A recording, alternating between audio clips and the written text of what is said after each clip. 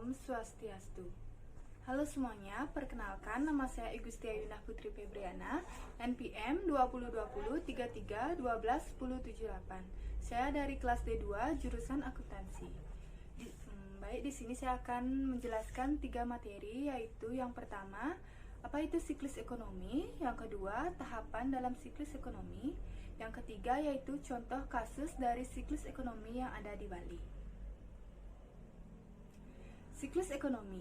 Siklus ekonomi adalah fluktuasi ekonomi yang melanda produksi nasional, pendapatan nasional kerja yang biasanya berlangsung selama 2-10 tahun, yang ditandai dengan adanya kontraksi dan ekspansi di seluruh sektor ekonomi.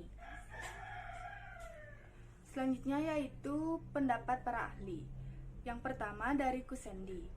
Siklus ekonomi adalah fluktuasi pertumbuhan ekonomi di sekitar trennya yang meliputi masa depresi, recovery, boom, dan resesi. Yang kedua yaitu dari Yanur SEMM. Menurut Yanur SEMM, siklus ekonomi adalah pasang surutnya kegiatan ekonomi di sekitar tren setelah dilakukan penyesuaian musiman. Yang ketiga yaitu menurut John Petrov, siklus ekonomi adalah suatu deretan masa resesi dan masa kemakmuran yang berulang-ulang dengan teratur dan yang meluas kemana-mana. Siklus ekonomi ini harus dibedakan menjadi variasi musiman dan kecenderungan tren sekular atau terutama yang berhubungan dengan populasi seperti ledakan kelahiran bayi. Tahapan-tahapan dari siklus ekonomi ini adalah tahapan kulminasi, kontraksi, resesi, nadir, perbaikan, dan ekspansi. Yang keempat yaitu menurut Magistra Media Maya Community Samarinda Option. Siklus ekonomi adalah perputaran kegiatan perekonomian, kadang kegiatan ekonomi lesu, banyak pengangguran, kadang kegiatan ekonomi bergairah, pengangguran kecil, produktivitas naik. Materi selanjutnya yaitu tahapan dalam siklus ekonomi. Tahapan dalam siklus ekonomi ada 4, yaitu yang pertama, gerakan menaik atau pertumbuhan atau ekspansi. Yang kedua yaitu titik puncak atau peak. Yang ketiga, gerakan menurun, pelemahan atau resesi. Yang ketiga yaitu yang keempat yaitu titik terendah atau nadir.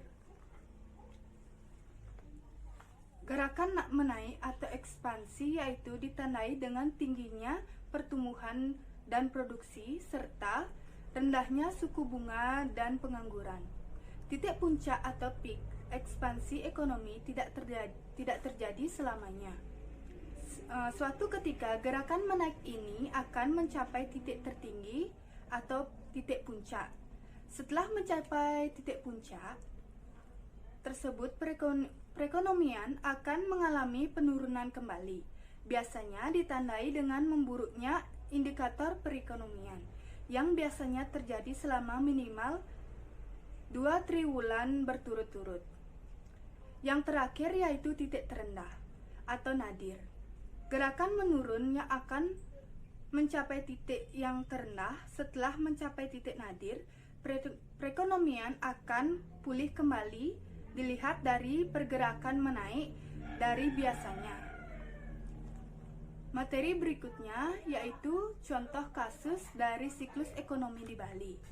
Contoh kasus yang pernah terjadi di Bali yaitu yang pertama, kasus moneter tahun 1998, bom Bali 1 tahun 2002, bom Bali 2 tahun 2005, dan virus COVID-19. Pada tahun 1998, perekonomian di Bali mencapai titik terendah atau nadir yang dikarenakan oleh krisis moneter yang terjadi di dunia yang juga berdampak di Bali yang menyebabkan penurunan perekonomian dan meningkatnya inflasi di Bali.